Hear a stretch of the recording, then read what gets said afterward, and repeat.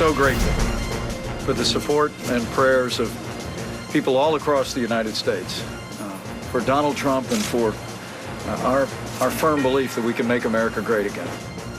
Republican vice presidential nominee Mike Pence, moments after voting, he says he voted for Donald Trump. Joining me now, you're laughing at that. We don't know. We didn't see the ballot. We hope Rudy so. Giuliani. Because I think he'd be voting for himself too. I want to start with the breaking news we have. The Trump campaign has filed a lawsuit in Nevada saying that polling places, or a polling place, was kept open longer than it should have been. What can you tell me about the lawsuit? I can tell you a little about that. I spent the entire day Sunday. Excuse me if I get my days a little confused here. After leaving him on Saturday night, we went to Las Vegas, and my group of surrogates, we campaigned all throughout Nevada. And there were already complaints in the early voting on Saturday that 2 or 3 polling places have been kept open 2 or 3 hours longer. And there were affidavits to that effect. So this is not, whatever they found today is probably piled on top of that. This is a couple hundred votes, though, that's in the lawsuit. Well, who knows? Also, remember, this is a place that I don't know, I guess Democrats would call it paranoia and Republicans would call it reasonable suspicion. This is Harry Reid's home turf, and we don't exactly trust Harry Reid. Do you think that, what if there was voters in that line that were Trump voters? Are you worried that Trump voters are being disenfranchised here? I'll say one more time. This is Harry Reid's territory. This is a Hispanic polling place. He's an old hack politician, and this is the guy that called Romney a liar. This is an Hispanic polling place, though. Do you think that this Hispanic area, largely Hispanic area, is all breaking for Hillary Clinton? I have no idea. The only thing I know about it is, when I got there on Sunday, Republicans in Nevada were already worried about the early voting on Saturday, in which they claimed and had affidavits to the effect that 3 polling places were kept open 2 hours longer to get extra votes in, and they were challenging those votes. Is this what we're going to see for the rest of the day and going forward, that Donald Trump and the campaign are going to push back on a number of results across this country if they don't break in his favor? No, how about play by the rules? Play by the rules? Yeah. If the rules say you close at 9, you close at 9. I want to move on to the campaign in general. Last night, were you in Manchester? Yes, yeah. So I was in Manchester as well. Yeah. And I've been to almost every Donald Trump rally since the beginning. I heard a man scream when Governor Pence was talking about Hillary Clinton, assassinate that B word. Why do we keep hearing Trump supporters using this language? I don't know, but that's not fair. So I was in Colorado, in Denver, the day after they threw a rock through the headquarters.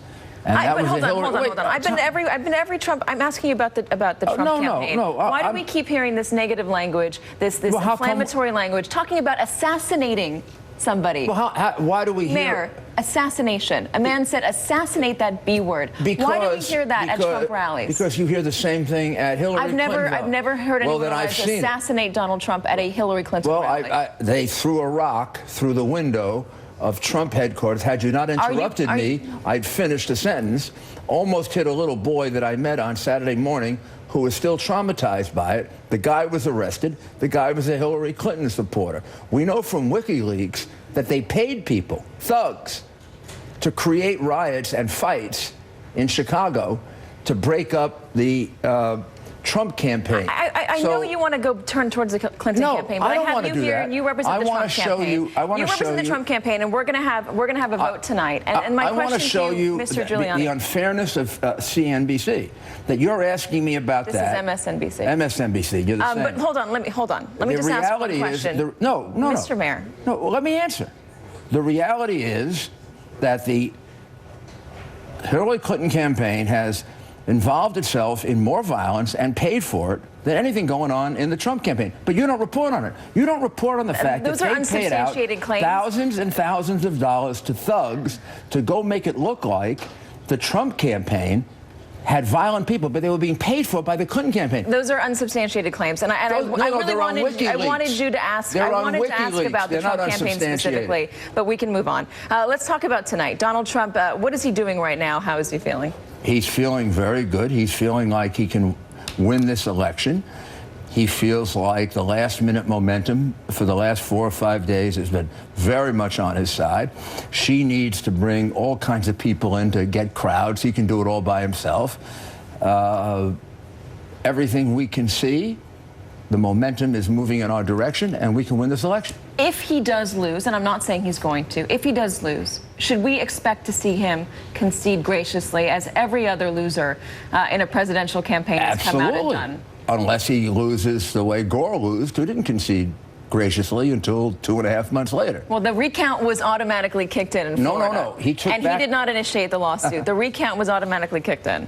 And then he did graciously concede. No, he didn't. He conceded, and 1 hour later withdrew his concession. The recount automatically kicked in. And then he brought a lawsuit. What do you think that was before the Supreme Court? What was that before the Supreme Court of the United States, decided by the Supreme Court of the United States? A lawsuit in which David Boies represented Gore and Ted Olson represented Bush. It was a lawsuit. So if it's a close election where there are allegations of fraud, of course he'll contest it. If it is not, he won't. But don't tell me that there wasn't a lawsuit in the Gore case. I was involved in it, but that's the usual thing you do to us. When I come on CNN or MSNBC or CNBC, it's like going before the grand jury. And you're the defense lawyer. It's also difficult for reporters talking to Donald Trump and his surrogates, because oftentimes many of you will just completely obscure the facts or gloss over the facts, and then say things that are factually untrue. Donald Trump says that very often on the campaign trail. It is not factually untrue. There was a lawsuit that Al Gore was involved in. Why did he have a lawyer if he wasn't involved in the lawsuit? Am I making that up? Mayor Giuliani, thank you so much for being here. You're the one who got the facts wrong, not me. Thank you so much for being here. I appreciate it. Good luck tonight. Thank you. New video this hour of Bernie Sanders casting his vote in Burlington, Vermont. Meanwhile, a live look right now in Cleveland, Ohio, voters having their say about America's next 4 years. And in just a matter of hours, Democracy Plaza will be packed as results from the polls pour in. Next, a look at where the battleground map stands. But first, a look back at a moment from the debates